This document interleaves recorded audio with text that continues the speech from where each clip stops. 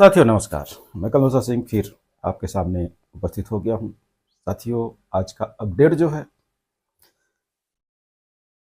हम आपको बताना चाहेंगे। आप लोगों को याद होगा कि आरटीआई के माध्यम से राष्ट्रीय स्वास्थ्य मिशन के कर्मचारियों के लिए मैंने किस तरह से काम किया और मध्य प्रदेश का कोई भी नियम जो राष्ट्रीय स्वास्थ्य मिशन पे लागू नहीं हो पाता था, 100% की नीति सबसे पहले राष्ट्रीय स्वास्थ्य मिशन में लागू हुई और सभी कर्मचारियों को उसका लाभ मिलना प्रारंभ हो गया। साथियों, इसी तरह मैं इस समय नगरीय प्रशासन मंत्रालय का काम ले रहा हूं, कर्मचारियों का काम ले रहा हूं। उसका कारण है कि इस विभाग को मैं क्यों प्राथमिकता दे रहा हूं। सबके मन में यह सवाल उठेगा, तो सवाल का आपके हम जवाब दिए दे रहे हैं। साथियों, राष्ट्रीय स्वास्थ्य मिशन का काम प्रारंभ किया तो लोगों ने प्रोत्साहित तो बहुत किया हमको, लेकिन अकेले कंधे पर मैं राष्ट्रीय स्वास्थ्य मिशन के कर्मचारियों का बोझ उठा के ढोता रहा, सहयोग नहीं मिल पाया। लेकिन हमारे जो नगरीय प्रशासन के सामुदायिक संगठक हैं वो हमारा पूरा खर्चा वहन कर रहे हैं। आगे भी वो पूरा खर्च वहन करने की बात कह चुके हैं, इसलिए मैं उनके काम में लगा हुआ हूं और एक सफलता मिल चुकी है। हम आपको पहले ही बता चुके हैं कि सामुदायिक संगठक जो पुराने वाले थे, विभाग ने इनको अपना कर्मचारी मानने से मना कर दिया था, जिसके बाद हमें कोर्ट में तीनों खंडपीठों में जाना पड़ा और वहां से हमने विजय हासिल की है। और साथ में जो 100% नीति थी उससे भी अलग कर दिया गया था। आप लेटर देख सकते हैं, लगाए दे रहे हैं। पहले इनको अलग किया गया और बाद में फिर इनको जोड़ दिया गया। यह पहली सफलता रही। लेकिन इन कर्मचारियों को हमें रेगुलाइजेशन कराना है, यानी नियमितीकरण कराना है। और वो हम करा के मानेंगे, उसमें कोई दो राय नहीं है।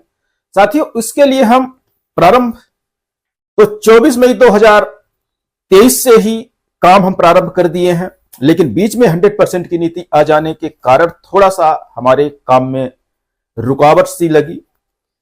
और हमने उस काम को इसलिए रोका कि कर्मचारियों पे कहीं भी किसी को दिक्कत ना हो, 100% की नीति पहले लागू हो जाए, उसके बाद हम नियमितीकरण का काम प्रारंभ कर लेंगे।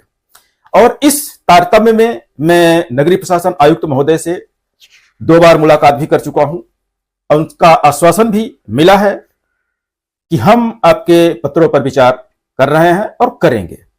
तो साथियों, हम आरटीआई के माध्यम से, आप जानते हैं कि हमारा हथियार सबसे बड़ा आरटीआई है और उसी के माध्यम से मैं विभाग में जो आदेश निर्देश होते हैं लागू कराने की कोशिश करता हूं।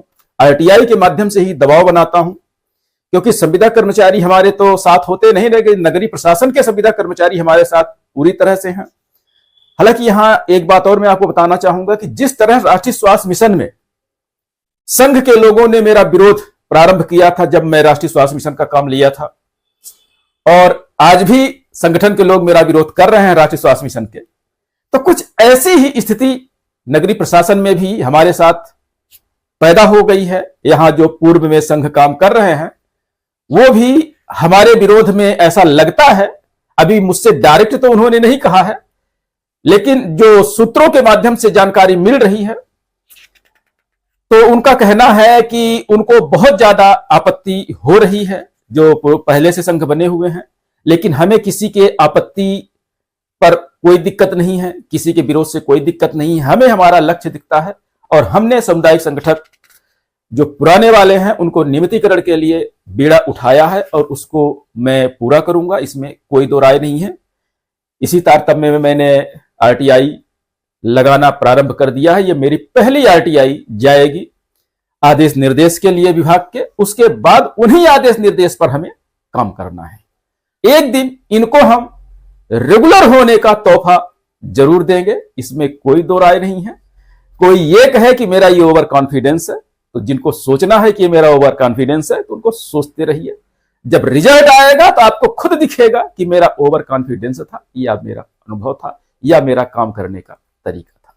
तो साथियों, ये आरटीआई हम भेजे दे रहे हैं, जो भी जवाब आएगा हम आपको अपडेट करेंगे। जैसा पहले हम आरटीआई के लेटरों का अपडेट करते चले आए हैं, हम फिर से नगरीय प्रशासन एवं मंत्रालय विभाग का काम ले रहे हैं और वहां के कर्मचारियों का बेड़ा पार करने की कोशिश करेंगे, क्योंकि जो खर्च उठाएगा काम उसका तो करना पड़ेगा। ये मेरी मजबूरी बनेगी या तो जिम्मेदारी बनेगी या वफादारी बनेगी, आप जो चाहें वो सोच लें, लेकिन जो खर्च उठाएगा तो भाई वफादारी तो उसके साथ निभानी पड़ेगी, इसमें कोई दो राय नहीं। साथियों, बहुत बहुत धन्यवाद।